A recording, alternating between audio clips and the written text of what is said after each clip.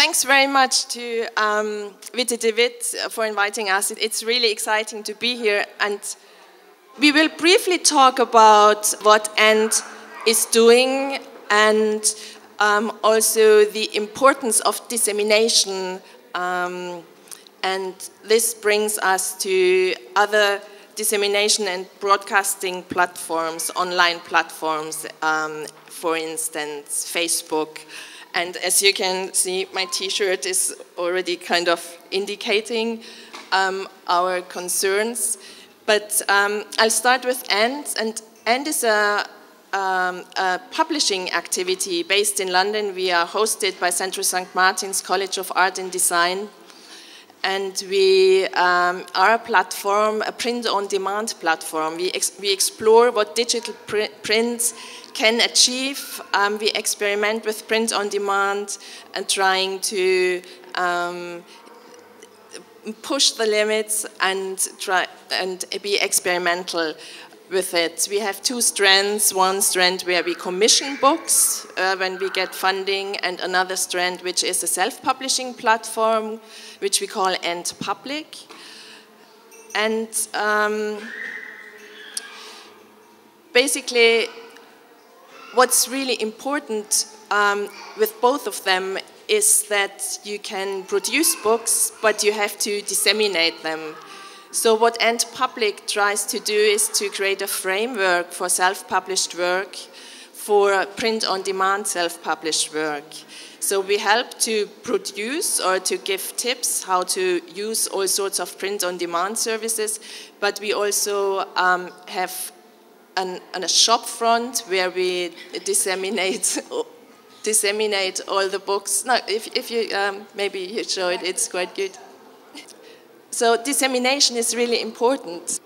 Let's say mainstream dissemination means that the books which are lithoprinted are going into the shops, and mainstream dissemination expects that the buyer or the person who is interested in the book picks it up in the shop. So the shop is meant to be the place of encounter. Whereas with us and all sorts of other self-publishing activities, you need to create different networks, because the books, what we do and what a lot of other publishers, small publishers do, the books are more experimental and they don't fit the mainstream distribution. So how are they distributed, and what's the activities around distribution, and how can you create a sort of interest and meaningful relationship with your reader?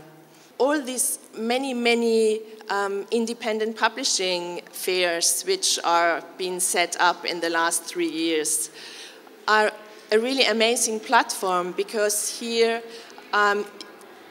you go and you find things which you wouldn't find somewhere else, but the fairs at the same time provide a possibility of dialogue, of communication. It's a social event. You talk about the books and you make kind of incidental discoveries. So this to us is a really important activity and platform to meet other people and to promote our books, as well as all sorts of talks and lectures and workshops we organize where there's a social activity around the book. I think we should now just straight go to Facebook and to online publishing platforms, because we would like to look behind the scenes of the platforms we are using, because with a fair we are we can make very clear decisions which fair suits us or which fair we find, the context of the fair, whether we attend or whether not. Whereas we like to select the tools we use, and I'm not so sure whether this is possible with Facebook. We're building a book while we're talking, so I'll be taking screen grabs of everything that we talk about visually, and then we have the pirate pad, which will also be printed and added to this book that we're going to print just after our talk on the risograph and distribute to you guys, to whoever would like one. So kind of a how-to during the discussion, basically. Maybe we first show you End Publishing's Facebook page looks and how we are using it. We use it as a notice board. And in fact, anytime anyone has written anything except for liking something, it's been slightly annoying for us. So, which I haven't changed the permissions because not too many people have written yet. But we use it in the most simplistic way. So it actually works very well for us to tell people what's going on. And it's a lot easier than, say, going, emailing everybody. And also, who reads emails for invites as much as Facebook invites. So practically, it's a really good tool for us. And really simple. And of course, it means that all of these things are visible. They're, of course, visible on our website. But then you'd have to come to our website. I'm not telling you anything new about Facebook. But for us, this is, this visibility is nice. It's a really good thing. And of course, that means that wider audiences can be developed through people who like and share. However, some of our problems, and this is what we've been debating since we started AND, is how do we use things like Facebook, and do we want to? Ethically, we have a few issues. What happens to our data? The fact that there's sponsored stories that have started, I think it was a couple of years ago. So this is why we're now asking ourselves, is there an alternative? Is there a more ethical way for us to do something that's this simple, that's this visible, and reaches a similar type of audience? So what are the ethical issues? One of the things that, so we've been having conversations via Skype and also in my home about one, Ava, you brought up about self-publishing, feeling that self-publishing is actually about alternative media, and what does it mean when you have to use something that is in essence become mainstream media, and moreover it is a platform where the main goal is not to connect you and me, but to connect your data set to my data set and extrapolate information from those data sets in order to, I love the term sponsored story. It's so much more poetic than actually advertising, and if you look into, on the one hand, it has a low threshold, technical threshold. Somehow we're getting feedback, I'm not sure.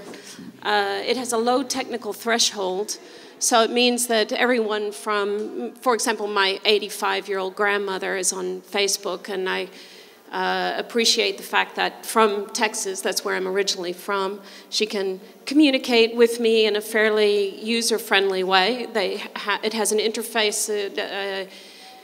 Techies will say it's the Wysiwyg Interface, which stands for what you see is what you get, as opposed to working in with a more dark space interface. So it means that you don't have to be a highly skilled programmer to use it.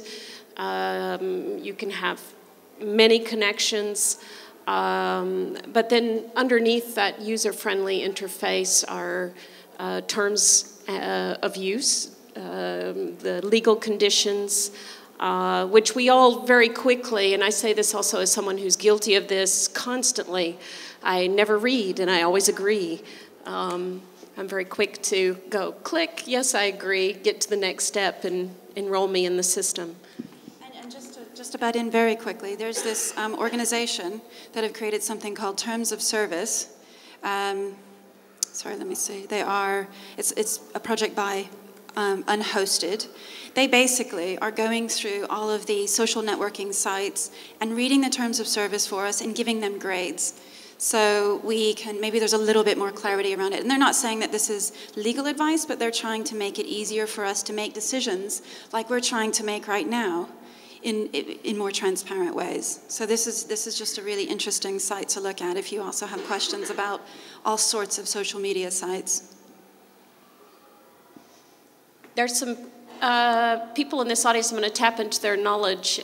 Sorry, we really conceived of this as a more conversational thing. Eleanor, I'm outing you. You know of the Wiki project too, where they're tracking terms of services for Google. What is the name of that project? Do you guys know? Anybody in the back? No? Okay. I'll look it up later and put it in. But they really trace all of the, through wikis, through using a wiki interface like Wikipedia, they track the changes that happen in terms of services, which are so rapidly changing. Now, I mean, one of the things that we talked about already is a sponsored stories thing, which is quite problematic. And what a sponsored story is, you get Facebook ads and you get sponsored stories. Does everybody know what these are already? Do explain. Yeah. The ads, basically you create an ad as an organization and you include copy and you have a target market. So you would basically put it next to your page. And anybody who likes your page might be linked to that. There might be Lynn Harris likes Amazon link. A sponsored story goes a bit further where an organization would have a target market, but then it's your content that creates the ad. And there's a really funny but kind of disturbing also example of when this goes wrong. So this is a guy called Nick Burgess, and he one day was he uses the bookmarking site called Stellar, and he was looking at something, came across this ad from Amazon, and he thought it was really funny. So what the ad said is, "What are you going to do with all this lube? Wrestling match? Biggest adult party ever?" Sorry, this was a 55-gallon drum of lube. What are you going to do with all this lube? Wrestling match, biggest adult party ever? If you're looking for a simply jaw-dropping amount of lube, Passion Natural water-based lubricant is ready to get the fun started with this 55-gallon drum. With its superb formula, you will have a natural feel that keeps you moist longer and also works great with all toy materials. Easily washes away with warm water and mild soap, and you may never run out of lube again. So, as it was Valentine's Day, apparently, there were lots of really funny customer comments, which inspired him to write a 55-gallon drum of lube on Amazon for Valentine's Day and every day for the rest of your life. And so he sent that to Facebook. And then about a week later, he said, a friend posted him with this screen grab and said, what's going on? Why are you sponsoring this big, huge 55-gallon drum of lube? He was really surprised by that. He didn't realize that was going to happen. And so what happened after that is lots of people started seeing it. People from work, he says his co-worker's wife, quite a few people were contacting him. So while this is quite funny, it's also quite disturbing. So this is something that Facebook started doing, I think it is about 2 years ago, and then after a lawsuit, were made to create an opt-out clause. So I think in the beginning, they automatically enrolled you, and I think now, I think the opt-out is there for you to agree to immediately. So this is just one of those things that we're really quite worried about. And the funny thing there in terms of thinking about self-publishing, in fact, every time we log on, I as a Facebook user, I am self-publishing when I update my status, but I'm also self-publishing almost unconsciously because my data is being gathered. And even if I decide, okay, I'm not going to update my status, if I like someone else's page, all of that is gathered, and that is published somewhere else. Not made public, but it's given to corporations who are interested in behavioral advertising. You've probably experienced any time if you're on Google seeing ads that you've been at Zalando looking at underwear, and then the next thing you know in your browser is a wonderful window with loads of knickers tracking your last browsing shopping habits. I think when we had a Skype conversation, you called this unconscious self-publishing, which I thought is a really interesting term. And we talked about it also as third-party publishing. Because this was the other thing, is that there's been lots of debates on, there's an amazing scholar of privacy named Helen Niesebaum, and she's talked about contextual privacy. And one of the things that she said is that even if we decided that we wanted to understand the terms of use and we wanted to research that, the problem is that half of the terms of use are connected to second and third parties. And there's no way that we can even access those documents because we don't know what those second and third parties are in order to read their terms of use. So in terms of independent self-publishing, this platform, which on the one hand opens up a lot of space for reaching a lot of people, raises questions of what are the compromises that you make in engaging with such a platform. And so our question is, are there alternatives? So there's a couple that we've found that are definitely not actual alternatives. Nothing operates in the capacity that Facebook does.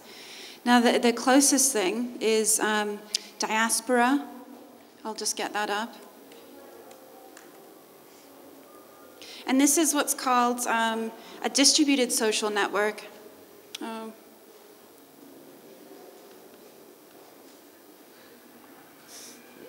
Let me just type it out. I won't screen grab that.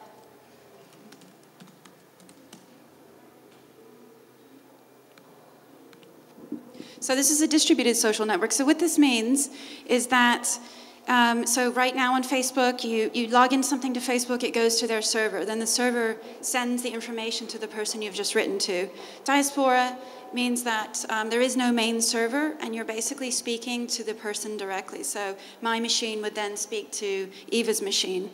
And one of the, it's in a beta phase. It's apparently not doing so well right now, but one of the issues with it is that it is really quite technical. So you do have to know some code in order to get involved in this. And I think they're working to make it a little bit more user-friendly, but still, it's not an alternative. Another one is Dimitri Kleiner's Thimble, but again, it's you have to have a degree of code knowledge, and it is not networking in a similar way that Facebook has the capacity to connect people. Then there's Google Plus, which is being purported as a good alternative. I don't really use it. We don't use it. We're not quite sure. But of course, Google's going to have similar data tracking issues, if not even worse. So we're not even considering it as an alternative. Talking about term of use and Facebook, one of the most disturbing changes they made in March was that they are trademarking the word book. So they tried to forbid pages that would have the word book in it. So when this came about, we were wondering, okay, what the Amsterdam Art Book Fair should be called, the Amsterdam Art Fair, or what word can you use instead if we can't use anymore what we do on an everyday basis. Renee, you know a little bit about Foursquare. I'm not a Foursquare user. I think though lots of other people, but I'm a Foursquare watcher. But it's really something else in terms of what it does and how it functions.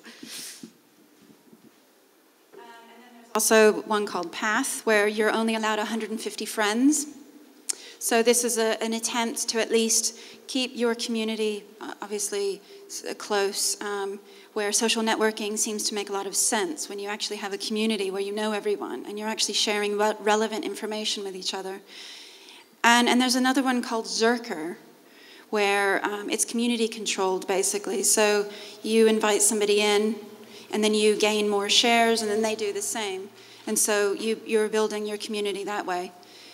Again, none of these are the same kind of level of impact that Facebook has. And of course, if your friends aren't on it, then you know, you're not talking to them. So we're kind of in a double bind at the moment. You know, how do we get off and do something else when nothing else is going to communicate in the way in which we're looking to communicate? It also feels like at one time mailing lists were the way that people communicated what they were doing, and different communities arose from, if you think about the net behavior mailing list or the net time mailing list, Empire mailing lists, and they all have very specific targets. Writing in Digital Life has another aim. The problem is that when I look at the people around me, they tend to have folders in their mailbox where all of the mailing lists are channeled into those folders, and they always have a dream that they're going to catch up with the mailing list, and then they don't look at it. And so 5 weeks later, when they're cleaning out, just because their computer's getting a bit slow with all the emails, they realize, oh, they missed that event, or oh, that book was launched and I never knew it. And so in this sense, we're really at a critical juncture in one, that you all have a very interesting dilemma in that you're dealing with print and yet you're dependent very much on this digital system. And the difficulty is it appears we've left lists behind, which were once a very viable option. And Facebook seems to be eliminating all alternative channels. And yet that's exactly, let's say, the core of self-publishing, establishing multiple channels, resisting a kind of mainstream dominant form of distribution or media. I mean, that again is one of our issues.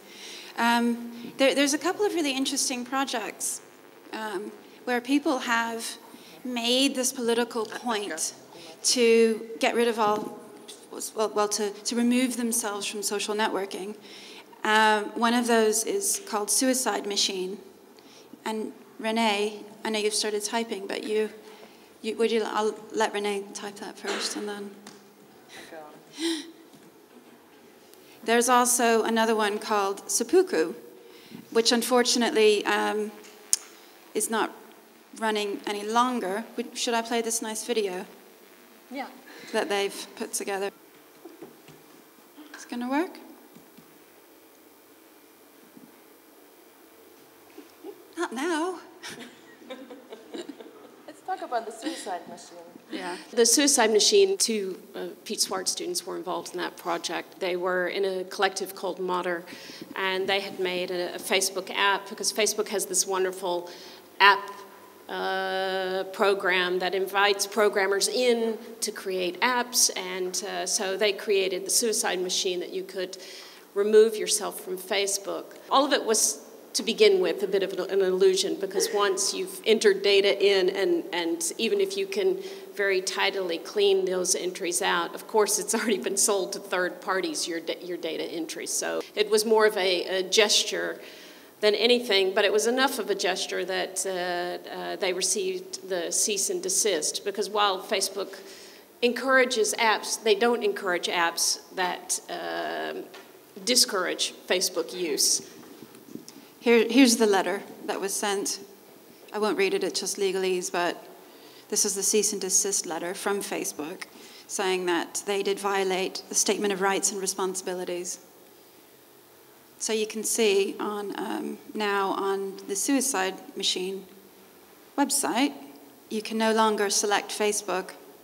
Another example, it's a project by Caleb Waldorf. It's the not like, and he wrote code which you can download and apply, and then the I like button of your Facebook page will disappear. So nobody can like you anymore. And this also implies that no advertiser and no money can be made from the information you give by clicking the I like you button. Because here in this, it's a web page actually, and he's writing that Facebook made a profit of nearly $1 billion in 2011, and 85% of this revenue was derived from targeted advertisement displayed throughout the site, and these came from the I like button. Did it bring you anything to be on all these platforms on the internet?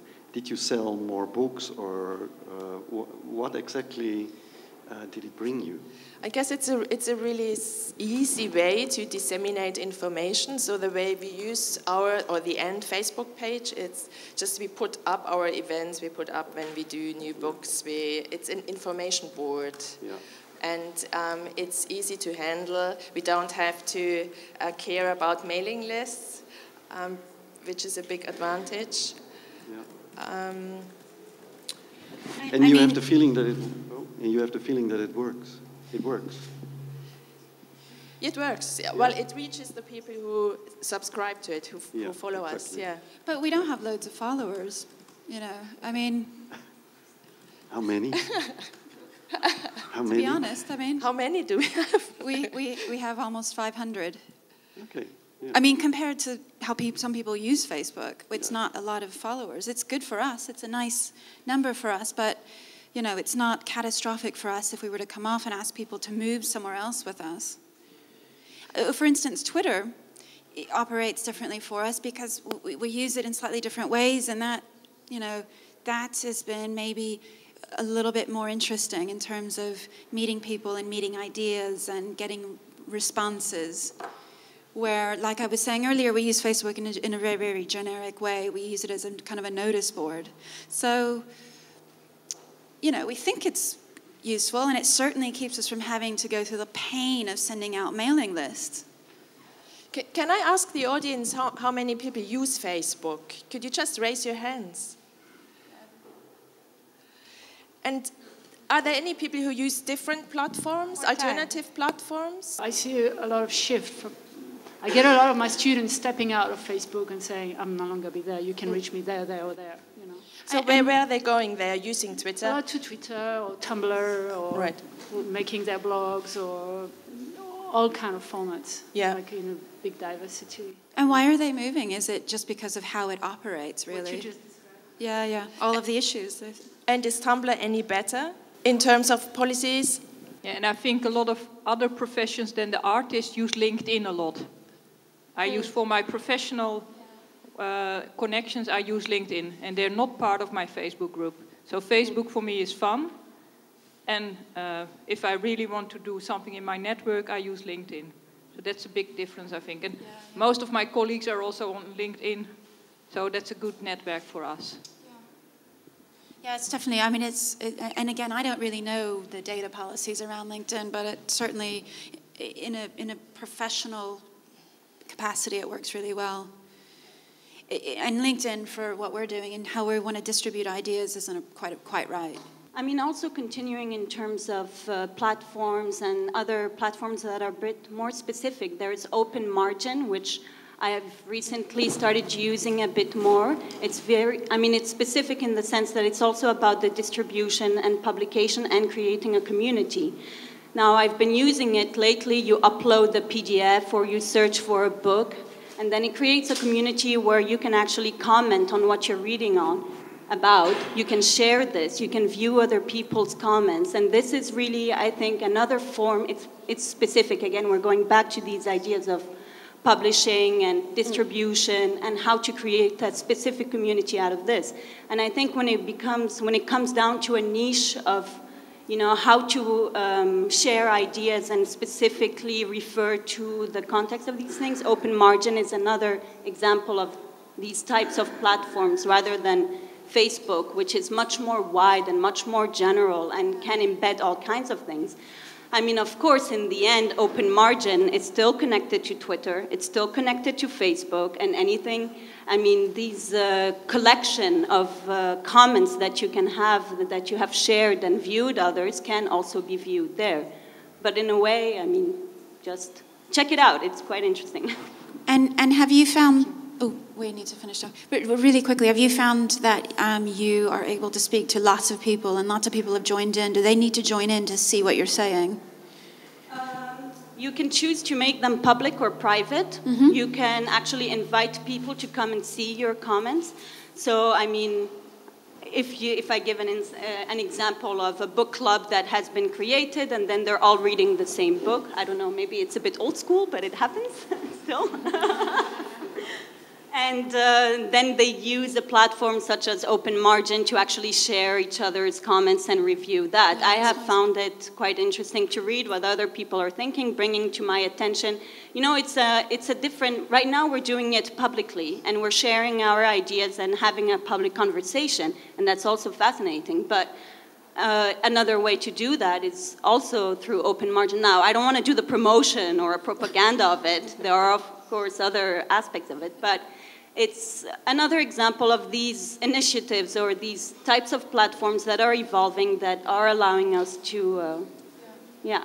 I wanted to go back to actually what you all started off with your introduction, speaking about creating a context for dissemination. So it's not only about just distribution, but you create a context for making something public. And maybe let's say, before the Facebook page is deleted or not, the question would be, what kind of context do you create through the various platforms you use? And you had also spoken about people having dinners in their homes. I mean, right now, I think certainly within art, there's very much a trend of, you know, there was the recent article of Claire Bishop talking about mainstream art world's relation to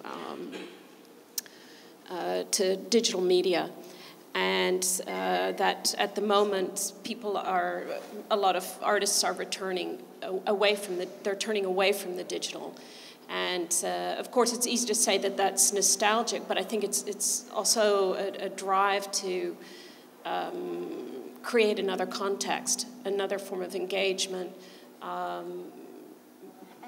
And also a way to reflect upon what we're living through right now, by just creating a juxtaposition, I guess, and not going, I'm right in the middle of it, I'm doing it, but maybe just stepping back and being able to think about the frame from the outside.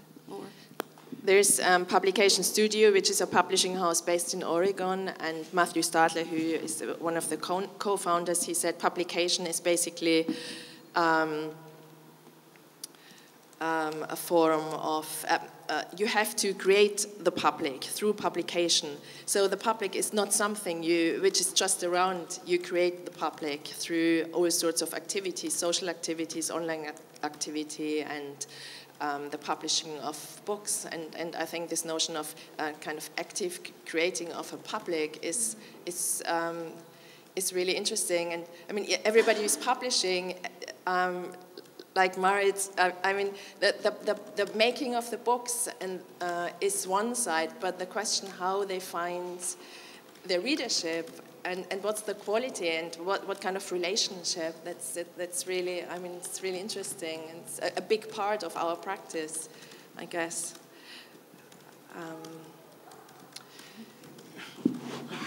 So we do need to wrap up. So I guess our grand finale. We could unpublish, which means it's like deactivating your own account, which if you have your personal account, you would either deactivate or delete. Deactivate means you might come back later. That means they'll store your data. If you delete, they will actually get rid of all of your data within like 90 days. So we have the option, because this is a page, to unpublish, or, which should be here. Let me just grab it. Or we could delete and publishing.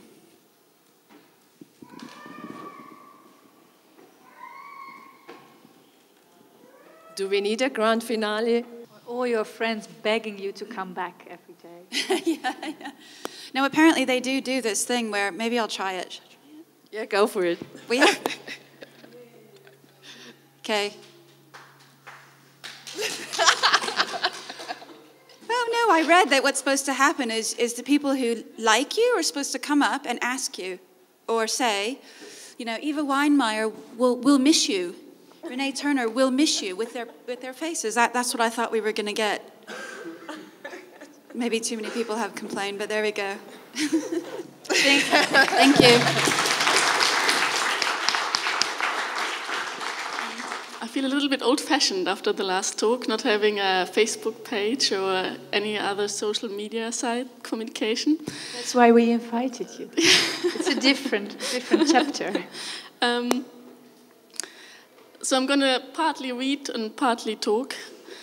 And the following makes no pretense of being more than a collection of things which inspire me. Things which make me think that there are questions still to be discussed, things that make me want to search those questions, things that make me question questions. They may appear as disparate thoughts and discoveries which pertain to no constitute body of knowledge, that form part of my intuitive collection of things, and thoughts of which I have a feeling that something could be learned from them, that they lead and contain something, even if I'm not able to name it yet, but they form part of a sentence I'm not yet able to phrase. I'm going to start with the LemonMelon statement. LemonMelon is made up of ELMNOs, reluctant to form the word lemon or melon. The word LemonMelon, therefore, intends to capture this moment of anagrammatical hesitation. Thus, LemonMelon, as a form of publishing, practices this methodology of anagrammatical hesitation, aiming to form a language of publishing read in its own fundamental ambivalence and put into communication with other, sometimes contradictory conceptions of the word. Every publication hence aims to resituate itself within this anagrammatical texture, i.e. going beyond its own intentional structure. This is an image I took of John Latham. It's part of the house he has in Peckham in London, and it's a large window on the front of his house where these two, it's a sculpture, it's a big sculpture, but these two books intersect, and he calls it the mind. I just really like the idea of two books communicating through intersection. LemonMelon for me is a research project. I'm also a graphic designer working in book design, which I which is very different practice in as much as I have clients, and therefore there's a different kind of communication, although it's a collaboration also at sorts.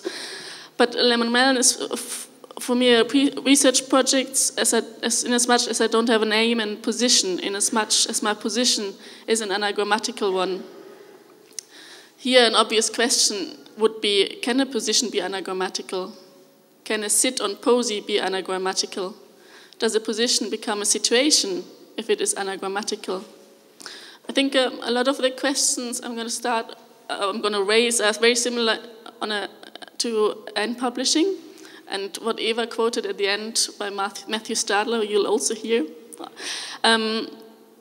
But I think I'm looking at it from a different side maybe, and I don't know whether that is leading somewhere or not. So what can anagrammatical publishing be? Although this again begs straight away a further question, can one define anagrammatical publishing? Jan Verwoerd writes about an anagrammatical piece by Sereth Wyn Evans. To experience something in its externality, its sheer materiality, in terms of the way in which it literally, letter by letter, invokes, interlocks, reverts and transmutes to form ever new constellation. This is what the topological unlawfulness of the Stoa feels like the way into the way out of regulated discourse, and a passage into a region where the grammars of discourse shift and overlap like tectonic plates, creating air pockets for thinking in between them. Does anagrammatical publishing therefore foreground the material aspect of the object book? What changes if the material aspect of the object book has more or similar importance to the content? A.A. Bronson, quoting Marshall McLuhan, when the medium dies, it becomes an art form. He concludes in the same article, so when you see artists using a particular medium, it's a sign that its life is an integral part of popular culture as ending or over. Sorry, I don't know why this is not going the order it's meant to be.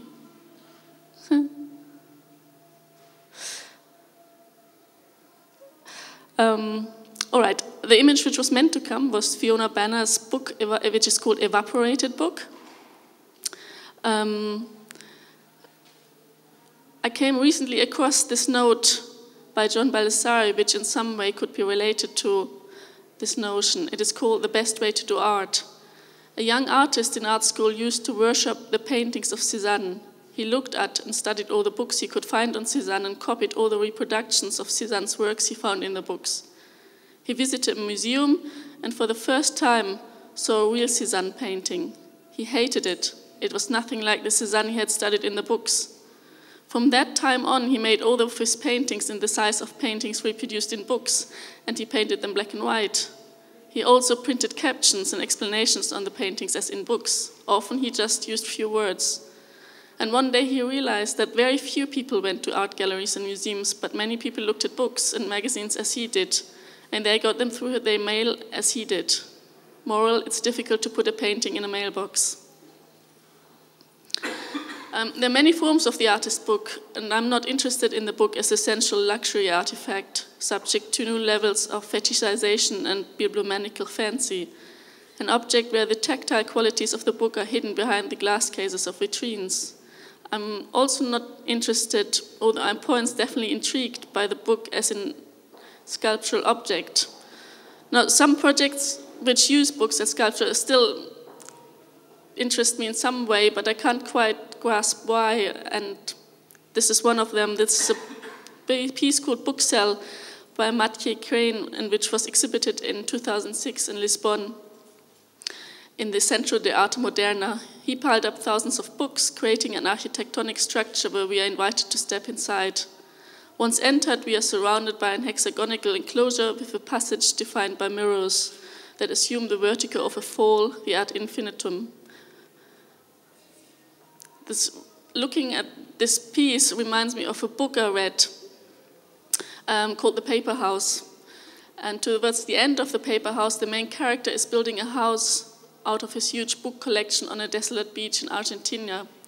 Now, I have to say that earlier on in the book, the author makes a big point in his library that there are no authors next to each other who don't like each other in real life. So his library is arranged as to which author communicated with another or which one didn't. Brouwer told his laborer to build the supports for the windows and 2 doors on the sand. He got him to build a stone wall and a chimney. Once the chimney was built at the side of the shack and the door and window frames completed, he asked him to put a cement floor. And on that floor, you can imagine the horror that fills me as I say this. He told him to turn his books into bricks. All he was worried about was their size, their thickness, how resistant their covers might be to lime, cement, and sand. The laborer squared off one of the volumes of an encyclopedia in the corner angle, then used a string to line the others up and to make a straight wall. I've thought a lot about it. As the walls were going up, he must have walked around handing the laborer a Borges to fit in under the windowsill, a Vallejo for the door, with Kafka above it and Kant bedside up, plus a hardback edition of Hemingway as a farewell to arms. The word book can first be found in the 19th century performing as a verb. So rather than thinking of the book as a noun book, I would like to think of the book as a verb book. A book is a conceptual space or it forming part of a conceptual space. And now, as Eva already mentioned, the word publishing relates to the word public, and as Matthew Stadler in his talk, What is Publication, establishes, publication is the creation of this public. It is this public created by deliberate acts. A book is something that belongs in and with people, a significant part of our society as part of an exchange culture. Given the typical small scale of artist publication and considering that the radical effect of publication is the production of the public, what can we consider as publishing social and political role? To even begin thinking about these questions, we need to investigate as to where publishing starts, and most importantly, where does the act of making and creating a public end.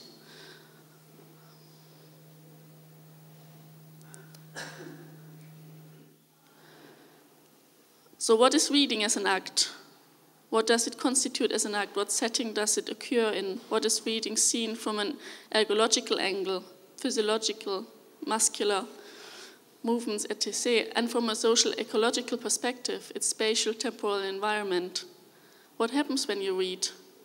Reading is a particular activity of the body, the use of a particular muscles, various postural arrangements, sequential decisions, time-constrained choices, and a set of strategies embedded in the continuum of social life.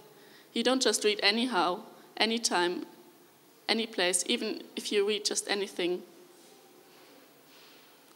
Or maybe you do. Sorry, part of my images have gone. So what role does the activity of publishing or the book take in the setting up of such situations? What role does the material form of the book could take in the setting up of these situations? For me, the book only becomes a book when activated by a person. So not only I'm interested in the collaborative act of creation of the book, but also in the collaborative act between the reader and the book once the book is published. Collaboration, therefore, for me is an integral part to something being understood as a book. There's this fantastic description of Deleuze and Guattari's collaboration, and although it is a description of two writers collaborating, I wonder if one translates it into a collaboration between the reader and the book. The two of us wrote Anti-Oedipus together. Since each of us was several, there was already quite a crowd. Here we have made use of everything that came within range, what was closest as well as farthest away. We have assigned clever pseudonyms to prevent recognition.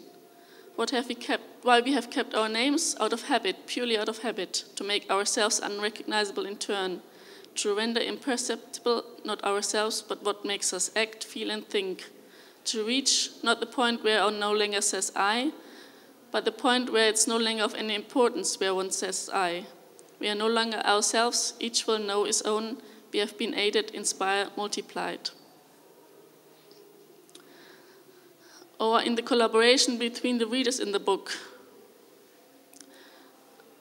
What happened, well, it's a bit like what you mentioned earlier, the sharing of, which is not quite that, but it's a similar thing, sharing of the reading experience and thoughts. I want to quote Ira Drogoff here, and although her text discusses more the interaction between art and its audience in museum spaces, it felt suitable for my purpose. On the fact that audiences produce meaning not simply through the subjectivities they project on artworks, whose circuits of meaning they complete, but that they produce meaning through relations with one another and through the temporality of the event, of the exhibition or the display. And the fact that artworks and thematic exhibitions that continue to reproduce them into view do not have immanent meanings but function as fields of possibilities for different audiences in different cultural circumstances and widely divergent moods to produce significances. Now, I've got several examples of different collaborations in the book. Okay, there's an image of this, the London Paper Library, which again is not here. It was a one-day circulating library on the Circle Line. It was prompted by the end of the London paper. The idea was to replace the free newspaper with books. So the idea was that people sat on the tube, read a book, left it on the tube, the next person picked it up, read it, left it there. So there was a constant kind of sharing of a book. This is the infinite library. The book objects are each made from pages of existing books, removed from their binding and rebound as one. The disparate image stocks become intertwined and open on one another. Having transcended any thematical organization, the loose pages now have the potential to amalgamate into an infinite number of new books. In so doing, they yield a library that defies conventional categorization. So this could be seen as a collaboration of different books. So the book as an object becomes a dialogical discursive space. The site itself has become transformed from a physical location to the discursive vector. Can the book, I'm now asking myself, produce specific conditions for reading? Can a book instigate situations?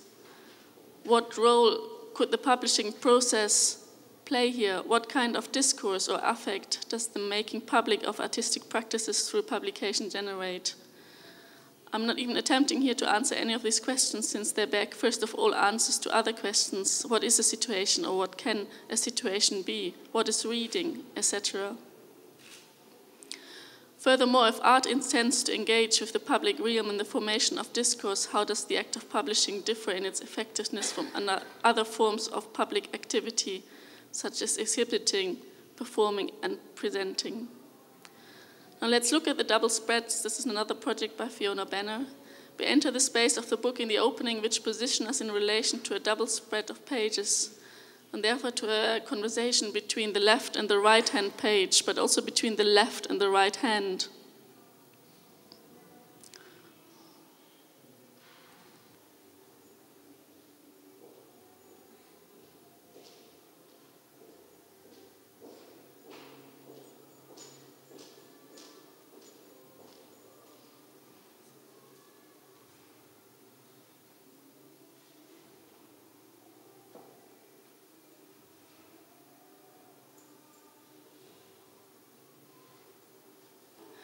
Maybe some of these projects point into a direction which could be understood as the book setting up a certain situation.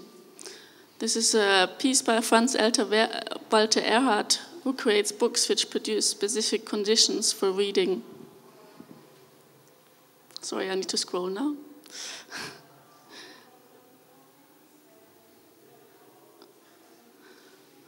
So all these projects directly interact with humans, or humans interact with books.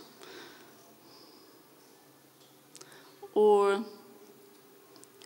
this book, which deletes itself by the act of opening up. Or here, the Fallen Book Project by Dubbin and Davidson, which shows effects of earthquakes on libraries or the effects of books on the earth. Or a book on skates. These are some photos showing me reading in different locations. So the very first image, I'm reading Freud on a volcano in Death Valley, and the second, Derrida in a ghost town in Death Valley, and the third, Schwitters on a tree in Spain. I'm also very interested in reading machines. So what are reading machines and the influence on the reading situation? This is a piece by Rodney Graham. Or very old-fashioned reading machines in libraries. What do they do with the experience of reading?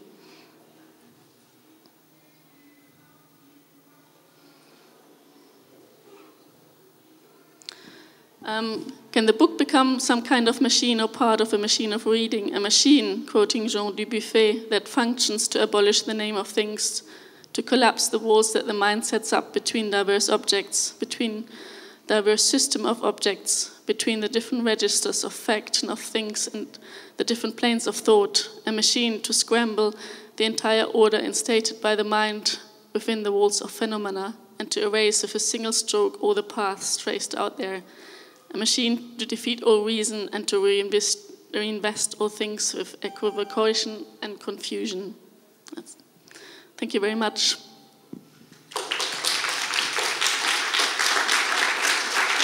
You have through presentation today, we saw very different aspects of publishing, and now we go into another very specific medium that a lot of artists have embraced, which is a magazine, and which is a genre on its own and a medium on its own.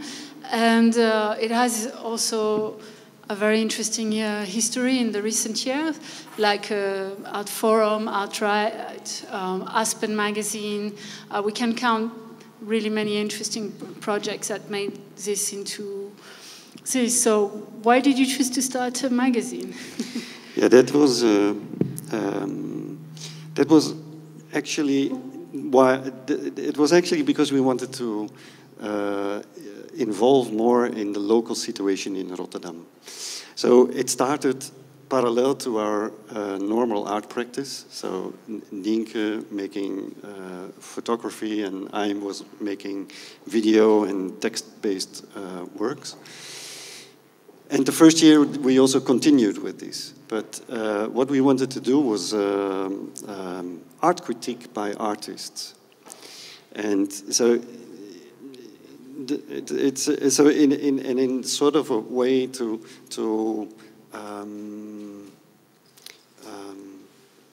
well, to deal or to influence also art politics in the Netherlands. Well, in the Netherlands is maybe a bit big, but at least on a local level in Rotterdam. So it started with these very simple. Can you do it? Yeah. Because otherwise I cannot. With these very simple A3 pamphlets, it's very cheap in production.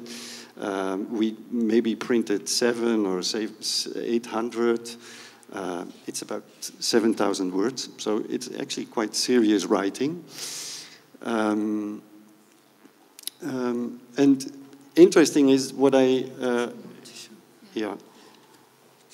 interesting is speaking about this dissemination and distribution that made me think. So this whole story about the Facebook. When we started, the distribution by of these little pamphlets was by the writers and by us. So it had an informal distribution network, but it was the network of the writers, right? So the people who were involved and wanted, of course, their voice to be distributed. So yes. It was it were circles. It was a lot of circles. And at the same time, but I don't know if we can go on the internet, but at the same time, exactly a copy of these little pamphlets was published on the internet, very old-fashioned, as a web page, right? We have a web page. It's called fuckinggoodart.nl. It's and then we thought, okay, we want also, how do you communicate? So you want some feedback on what you do. So we wrote, well, you can write us an email. And actually that was very disappointing because nobody reacts. It's like this. It's sometimes that somebody is so enthusiastic that he or she writes an email. And how did you come to the name? We squatted the name. So I don't know if that is clear, but it's squatting like a house. Yes, in what sense? Well, the name was free. It was by an artist and a critic in Chicago, and they did a very small. It was an A4 version of what we do. And they wrote very nasty art critiques, probably in very drunken state. And but that was a long time ago. So and when we wanted to start our art critique, we thought, what kind of name do we use? We really liked the way they did it, although it was a bit too nasty and too aggressive. So we thought, why don't we ask them if we can also use the name? So and then it could be that fucking good art, how do you call it? That you have different branches in different countries. But they disappeared, so they were off the radar, and we waited 2 more years. And then friends of us in Chicago told us, well, no, these 2 guys, they disappeared. So then we thought, okay, the house is empty, so we squat, so we take the name. Anyway. But in a way, you did disseminate because further issues were about different places and cities. So in a way, you did develop this model. Yeah. Can you tell about this? You did the Berlin issue or some in Switzerland or Italy? Or yeah, of course. For this talk, I was also thinking, what is fucking good art actually, or how is this related to? Let's say this was the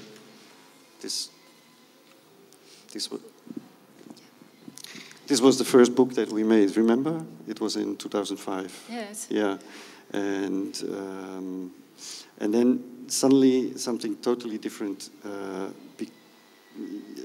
happened, also in the relation with the writers that we invited to write, so the people who contribute.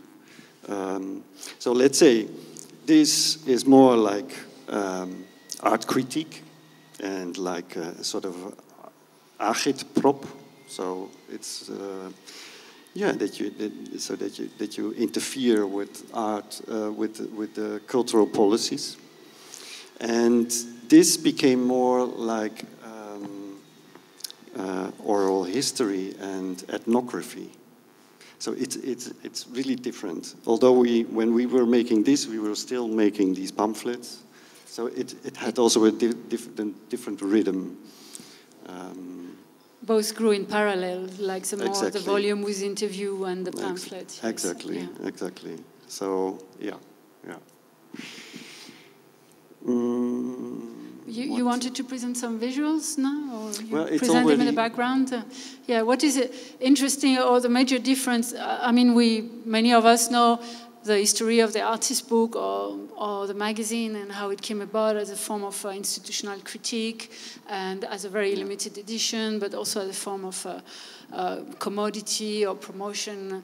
But I think the major difference, and what we see also with your work, is that suddenly you were a really pioneer, I would say, in the revival of the magazine and the artist publication as a medium by artists. Yeah. Is that now everyone is a publisher, the major difference is we all have access to the technology and anyone can do it. And but you've been very consistent and persistent, because 8 years is long when it comes. Almost most magazines are bound to fail. It's part of their history. At least in the 60s, that's how artists described it. They were interested because it was a medium bound to fail, and so you didn't. and it's quite interesting because you relate to that history, but you stand also completely somewhere else. And could you say more also about the city issues? It's the geographical. Actually, it's so strange that it happened like this, because maybe this one, the international edition Berlin.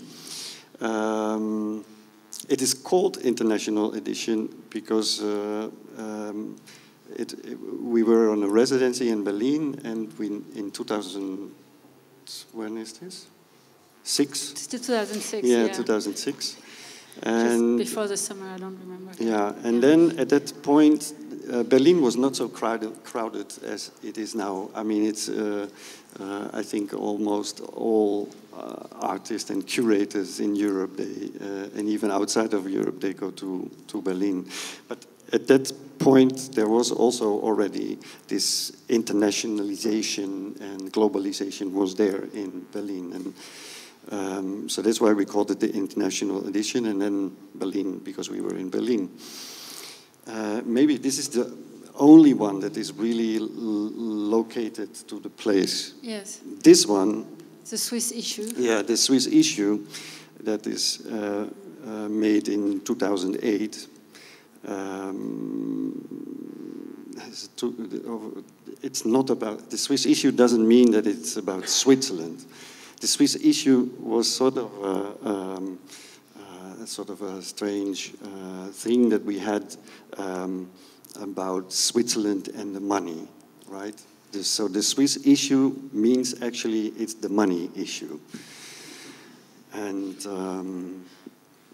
and it's a field study on art in the market. And we were, it's also a bit ridiculous. I'm against the art market. I have the feeling that we all should be against the art market because it interferes. It has the dominance is too big, and you should not let what is good art or bad art. You should not let to the market, right? It should be us, or it should be curators that decide what is interesting and what is not interesting. And would you say this position is also what contributes now to the rise of self-publishing as a real medium for artists on a much larger scale? This relation to the market or institutions? I don't know, because it's everybody is in it for his own subjective point or reason, right? So I think for us, maybe we became a little bit too militant, right? For us, it's really a tool to join the discourse. But yes. Maybe because the same. Coming to this, I was coming to talk about this. This just came about. It's art in the age of Berlusconi, which is much more, less of a. I mean, still a pamphlet, you could say, in the form, but much more consistent in the volume. And so it was a co-publication, huh? But it was... it's on invitation by two curators in Rome. Yes. And by the way, it's the same with the Swiss issue. It's so it's not us that... Well, we proposed to make a book, but the funny thing is that in the meantime, if we are invited by curators, they want a book. So we can almost not escape anymore. And that is also, well, it's a different discussion, but it's interesting that, well, it tells us, of course, that the people that we work with, that they like it, right, what we do. And at the same time, for us, it's difficult to escape. Because we, after 8 years, not that we want to stop making books, but it would be interesting maybe to expand this idea of bookmaking and maybe introduce space again or time. I mean, yeah. And but can you say more about the content of this project? Maybe I start. This is quite an endeavor. No, of course, this took This took a year. It took a year to make. Maybe it doesn't look like a year, but we are only 2 people. That's maybe why. To say something about the art in the age of Berlusconi, I also need to say something about this one, because this field study on art in the market came about because we were thinking about, well, Switzerland and the money, and the market is very present in Switzerland. And we were living in Zurich, and if we spoke with curators and with artists, they were always going like this. Yeah, this artist, he was going, you know, they were making this airplane movement. So everybody is really conscious about, are you successful? Do you make it in the art world? What will you benefit from this? So what we first wanted to understand is how it works, and that is actually quite a disillusion, because if you understand that this wonderful art market only works for 3% of the people of us that is involved, then it's, well, the shock is that, are you part of the 3% or are you not part of the 3%? And if you're not part of the 3%, do you quit art or do you not quit art? And how are you going to continue with art? And that means, of course, then outside of the art market. Yeah. So, well, that was quite a shock, let's say. But it also made clear for us that there is a possibility for artists outside of the art market, and that is working with art institutions, with curators, with, well, let's say like these curators in Rome. They are invited by a private collector who started an art space. It's his own money. He pays the curators. He puts in the money for projects. And yeah, so in that sense, there is an economy that you can work with. And so this But publishing is really the main medium for you, and then you create an economy different for every project. Exactly, yeah. exactly. So let's say, well, I can explain that. Maybe it's interesting for people. So, in this book is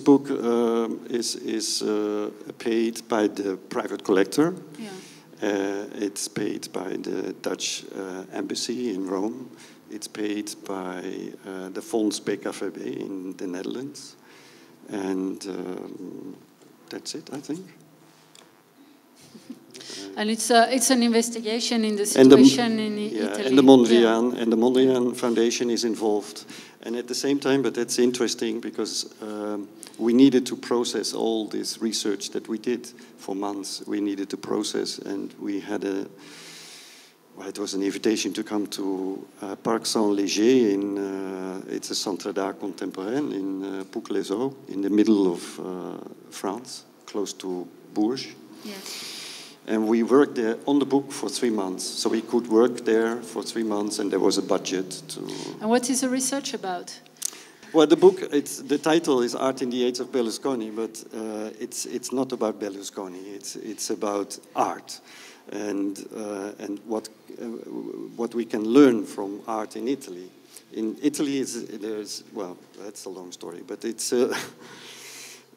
the artists and curators who are in Italy, they are quite stressed and quite frustrated because they don't have a system like we have here in the Netherlands, this beautiful system with the funds and the subsidies and the stipends. And so they look at the Netherlands. The Netherlands is an example for them. Also, the Rijksacademie is an example. So, and the means of production, so that there is a means for production for art. That is also what they look at. But the book is, so it's not. I will read it. It's not about Berlusconi. Berlusconi is a culture. It's not a person. He stands for moral decay and the destruction of an independent contemporary intellectual and critical culture. It's the age in which libraries can suddenly close.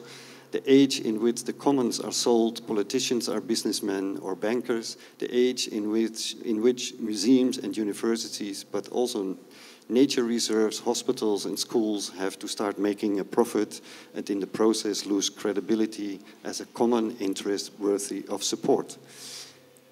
Well, that is exactly what's happening here, right? Yes.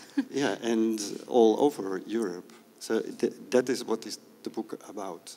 And what we wanted to, well, we always want to find out is how you can have a more ecological or sustainable practice and that allows you to continue to make art in a confused world ruled by money. I'm sorry, I think that's a bit it. Why we are in it, making books. But on the other hand, I mean, you saw from the beginning on, you can start with very little means to publish. I mean, this is also why a lot of artists in so many places are embracing now publishing, and that it becomes such a large scene. I mean, you see places like PrintRoom also emerge, interestingly enough, in Rotterdam at the same time than Fucking Good Art. More publishers also emerged at the time in the Netherlands and abroad, and now we talk about maybe a few hundreds of publishers around the world who disseminate in very simple form or more elaborate work. And when you talk about the specialization, or you also, Margaret, about how it relates to space, performance, it's so intricate that it's hard to take the book simply out of. So I was already making audio recordings at openings. Always when I went to an opening, I made audio recordings, and then in my studio, I transcribed them and I made text works out of it. So, and then I was actually thinking of leaving the art world because I got a little bit bored with the art world, and then I wanted to become a documentary filmmaker, but that is quite hard to become a documentary filmmaker. And then when this Fucking Good Art happened, that was a really good. It's ethnography, it's anthropology, it's documentary,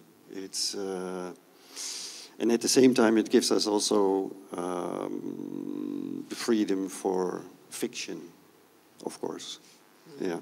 It's interesting you say that. Alejandro Jodorowsky, for instance, who is a well-known filmmaker and also comics maker, for 10 years he tried to produce a movie Dune, and he could never put the money together. So finally he sold the rights, and you know the rest of the story. But he started to design comics, and he said, unlike film, I found a freedom in production and making and thinking that no other medium gave me. So publishing became his major also object here. So I see some common points here. Yeah. And yeah, it's really great, of course, that publishing is so popular, and at the same time, I also have the feeling that it's almost saturated, right? It's a lot. But maybe there's. Why don't you think so?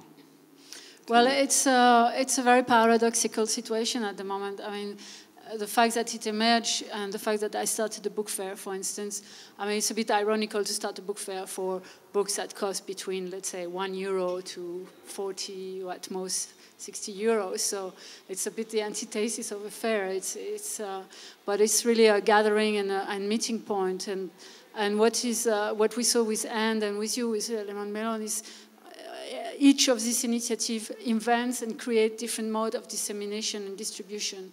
There is no two publishers alike in that scene, but the bookshops like the one Karine runs with, which is not exactly a bookshop, it's a curated selection of books with events, talks, workshops.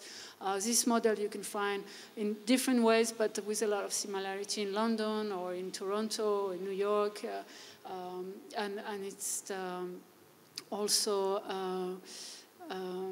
through events around books, through performance, or through the emergence of the fair, which started in 2006 with the New York Art Book Fair, which kind of opened a whole market in the States for that, and also here in Europe. So it's a very transnational. We know of each other. We see each in this. So it's very interesting because it's very hard to grasp at first how does it work, why you can see these people in different places. It's very organic the way it functions, but it's also very, very alive and very pertinent with what's. And everyone can find its place with you, with your anagrammatic practice, which is very subtle. The print on demand from End Publishing, I think is one of the most interesting things happening in the arts, definitely in the last years. Yeah. So the saturation, I would say, like you could compare with what happened with music. Suddenly the technology makes everything available. So you will have good things, you will have less relevant things, but it comes to an age of a certain maturity also. It's really complex, actually. More complex than it seems at first sight. Yeah, it's what we saw in Italy is that you have the curators starting a magazine. So, like well, yes. Nero and Moose and in the States as well. But the other side of it, when you say the moment is paradoxical, is that you have like Martin Parr released History of Photo Books. So most of the books that are published in that edition are no longer available because the price went crazy. So the other part is that what you said earlier, the fetishization of the books and speculation. It's turning into something else. So and then there is economical pressure not coming from within the art, but from the digitalization of culture, which has a tremendous impact on the collapsing of the chain of publishing as we know it. So it's a very interesting moment because it's very intricate and very complex also no one can predict which direction it will go or what will survive. Yeah. In the Milton Keynes library, just before it had to close, asked all these people to come and get the books out of the library. So actually, once they were officially closing the library, there were no books in the library anymore because everyone had borrowed them off the library. So just a little story at the side. Well, and End Publishing has an interesting story about their practice that started at the Byam Shaw library, like the Library of the Art School. So it's, another topic that is maybe really interesting, like for our roundtable. There is a kind of shift. I always thought that books are just one part of the art world, and somehow I still think it. Like it covers all the other fields as well. So like people that do performance or that do things that are maybe not really fitting into the market, they use publishing, like maybe curators do now or other people. So it's always used as a kind of, platform for things that don't have another place. So at this art fair, I thought that I knew what the response would be of people, but I noticed that many people that saw the books, they have their way of dealing with books. What they expect from artist books is that it is a kind of gift that I get when I buy an artwork. That was like kind of of course there was such a broad audience there, and it's like also the people that are here, they go to Lista, and you cannot generalize, but that's what I noticed there for the first time, that people were like, it's more a catalog. They are more used to a catalog that gives more information about an artist's work, and it's nice if you buy a work that you also have the catalog and not a work in itself. They don't consider it like that. It's really good to present PrintRoom at these different stages and see, how people respond and how you can present it at different places. We ended up in Witte de With, speaking with Maria Lind. We ended up in the Maasvlaktes, 5 weeks in a container, living in a container, making art radio. And that's where books can take you. PrintRoom is really nice to do it all here at Witte de With. We produce, we sell books, we talk about books. We do research on books. We work with other people. We collaborate, and I'm really happy to have this kind of, for me, a really favorite publishers here. Thank you. Yes, and to create a scene that kind of, it's maybe a bit of a cliche word, but it inspires each other, and I think it's really important to share the information and also to share this with the audience. I mean, the books travel a lot, but not everybody can, so it's a good opportunity for us to meet. Well, the Piracy Project is, we are building up a collection of pirated books, which means books which have been copied, reproduced, basically pirated, stolen. But there are two kind of strands. One strand is the proper research into book piracy. So Andrea Franke, who we work together on this project, she's done research in Peru, and she found pirated books which were modified. So the pirates actually pirated a novel, a kind of autobiography by a Peruvian writer, and they added 2 chapters to the book anonymously. So you read a book with 2 extra chapters without knowing that they are not from the original author. And we felt this is a really, really interesting discovery, which is raising so many questions about how the trust we have in books into a hard copy printed book. And the other part of the Piracy Project is that we launched an open call for submissions. So the collection is constantly growing. Everybody is invited to submit a book to be in the collection. The whole collection is cataloged online, so you can read about it, you can read the descriptions. And what's quite important, that it's not just this collection of books, but we tour with this collection of books, which means we are setting up reading rooms, and here we come back to our discussion how to create this relationship and how to create a debate about things. So in these reading rooms, lots of debates are happening.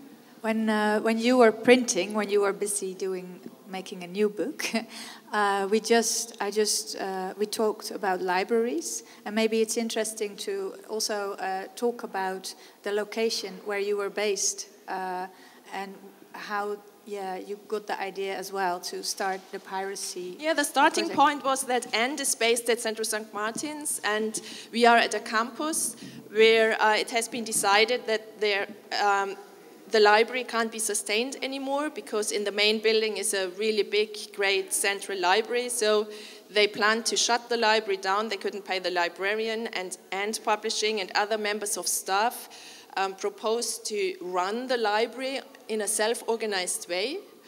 And there are lots of students worked in the library to invigilate the books and to keep the space open. And one of the projects happening was the Piracy Project, and really triggered by this fact, which means there was no budget to buy new books for the library.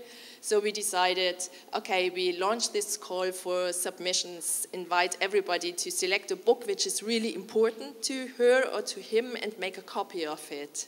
And this was a way to restock the library, but also to create a different engagement with the books. Yeah, it's an interesting starting point, because then you have to think, if you see the open call, like, what is for me a very interesting book? What book should be in this library? And of course, if you copy a book, it is a lot of work, so you're not going to take just anything. And I think then slowly on the project progresses, and people, of course, they change it, they alter it, they make it into something they should, they want to see it. And yeah, I think that's it's a very good starting point for a project. That it's like a necessity, like we need this, and at the same time it's a challenge. Like, what can you do with it? And the ways in which artists have appropriated has been just totally unexpected. Yeah. It's been really, really interesting to see how people have interpreted this idea of stealing or borrowing or being inspired by or remaking. I think it happens quite rarely that this kind of activist perspective and the creative perspective come together in a really meaningful way. And I felt with this project it really happened. So. Yeah, that's what I mean.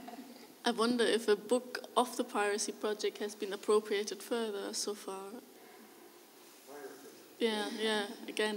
Not yet. Not yet. But yeah, maybe it's interesting. You've just done a very interesting project at Printed Matter in New York, where there is a, I forgot the name of the show now. It's like Helpless. Yeah, maybe you can talk a bit about what you've done there. Yeah, it was a show created by Chris Habib at Printed Matter, which is, you probably all know, a really important artist bookshop in New York, founded in the 70s. And Chris Habib curated a show of books which deal with kind of fluidity of authorship. So all sorts of appropriation strategies.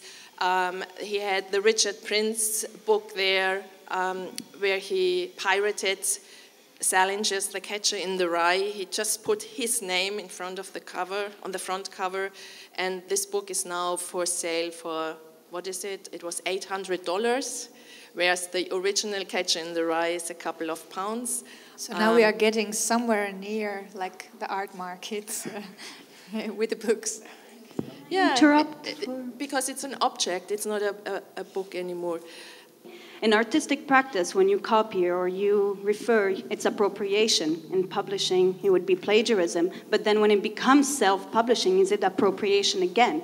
I don't know. I'm thinking out loud here. What do you guys think? Of course, and at the Piracy Project, there are projects where the kind of pirate author is not mentioned, but the reference material is mentioned and is actually really important because it only makes sense because you refer to an already existing authority. Art education used to be based on copying, and you had to copy the master to learn, and that's been done for a century, and suddenly that was not on, and now if you copy, or you so there are some interesting examples, like Seth Sigelob, who was an art dealer and gallerist who published the first conceptual artist book. He wanted to make a book that would be photocopied, and he called it the Xerox books, but Xerox forbid him to, threaten to sue him. So it could no longer be the Xerox books. And when they tried to do it in photocopy, it turned out at that time in the 70s was more expensive to actually print it in offset. So it's still called the Xerox books, but it's an offset book. And now he released it with information material as free PDF. So because if you find the original copy, it was for $1,000, and that really upsetted him. So it's it's really complex. But I invited a few times. I think you too. Daniel McLean, who is a copyright lawyer, a very brilliant person, and he says that actually today copyright is what defines what is an artwork. So he completely turns it around. They say how good your lawyer are is like what makes you.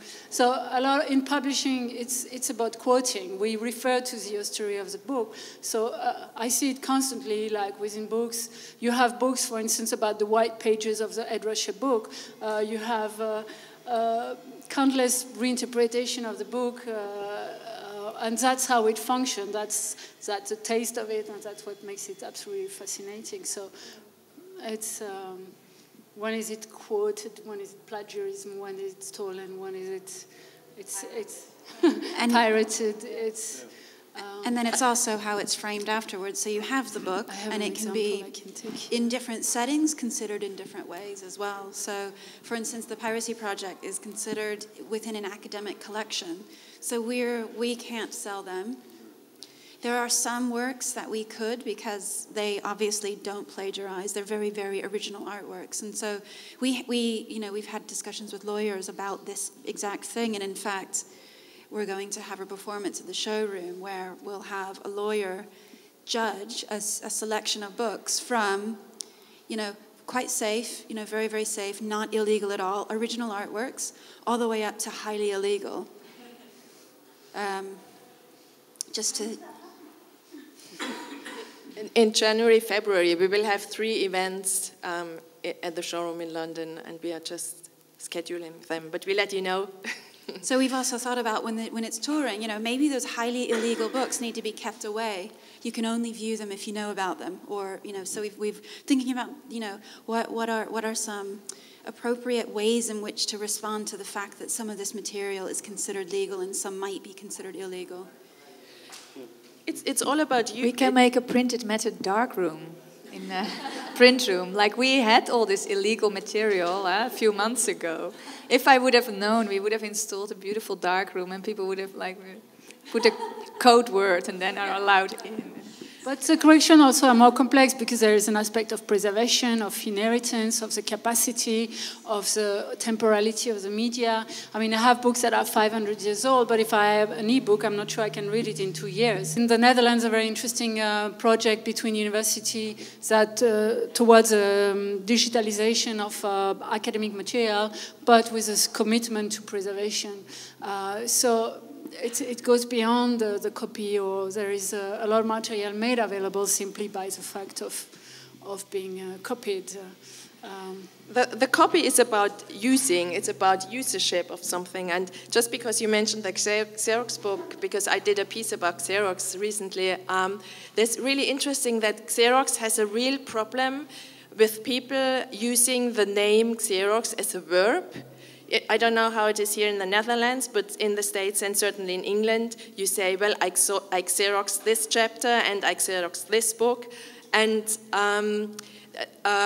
Xerox has the problem that the courts might declare the word Xerox as a generic word, which then can be used freely by the public. And this poses a problem to the trademark. That would be great if the same happened to Google. Well, when we hear that in March, Facebook trademarks the word book, and that's threatened all of us in our practice. And so it's a very complex question. When Google or Amazon are digitalizing book, or we buy a book for a Kindle or whatever reader, we don't buy a book actually. We buy a lot of lines of codes, and we buy a single user. We sign an agreement as a single user, and we buy a license we don't buy a book. And that's a fundamental difference. All these companies have been created by people who design software. They think of a book as a software. And it's a cultural shift that is absolutely major. And it's part of the research I'm doing now at the moment of what will be the future of artist book, taking all this paradigm into it. And when it comes to design, which we don't have the capacity of a lot of projects you're doing, they can't be online at this point of the technology. We don't have access to the hardware. There's a major complex issue when it comes to what we call copyright versus a multitude of practice, actually. Actually, I was. Why is the sound so?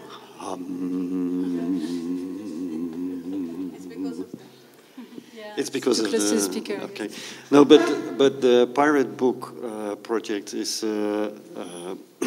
actually came to being because it was about bringing back these books in circulation, right? It was not about stealing. It was not about appropriating. It was simply about making them public again, right? This is a tiny aspect of it, but it's not the whole project. Some artists really used it to republish material which was out of print and which was not in circulation, to put it into circulation. But I wouldn't say this is the kind of priority of the project. The priority was to make a copy and to discuss what's happening when you do this. I mean, really the legal, philosophical and practical issues piracy raises.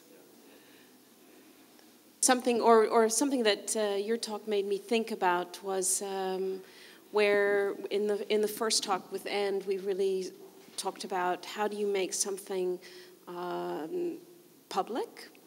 What's the mode of dissemination? And I was really struck by your talk because it was a much more intimate encounter with the book. And the book is a kind of performative object. And what kind of situation do you construct for the book? And what kind of, how do books construct situations, I guess? In terms of publishing then, how do you take on that intimacy? As I said, LemonMelon is a research project, so I think LemonMelon now exists since 1 or 2 years, and I've brought out about 4 or 5 publications so far, and these are questions which are kind of starting to form themselves through the doing, rather than I had these questions at the beginning and I'm now exploring with my publications. So they might also still change or evolve, and I don't know the answer yet, to be honest. It's something I kind of pose for myself and try to find answers, but it's something I've been thinking in the last half year, and I haven't really published anything in the last half year. So there might be elements in the previous publications which one could relate to it, and I'm thinking of certain ways in book fairs, having been to a couple of book fairs, what can I do with my books? At book fairs, how can I construct situations with them not having worked on them with the idea of it, rather than sitting at a stall, because I'm so tired of sitting at a stall at a book fair. Yeah, so it's just a thinking process, and each making of a book maybe brings me a step closer or further, or forms a different direction, or so it's another possibility. Yes, yeah. And sometimes the experiment then gets overruled by the collaboration with the artist, if there's an artist involved. So it's always it's still not overruled, but diverted into a different direction. Sorry, yeah. If I can say. The iconography of the reading machine was also very inspiring. It's like the motus. It's like the question of the book is also like you talk about the space of the book, and this question of the page.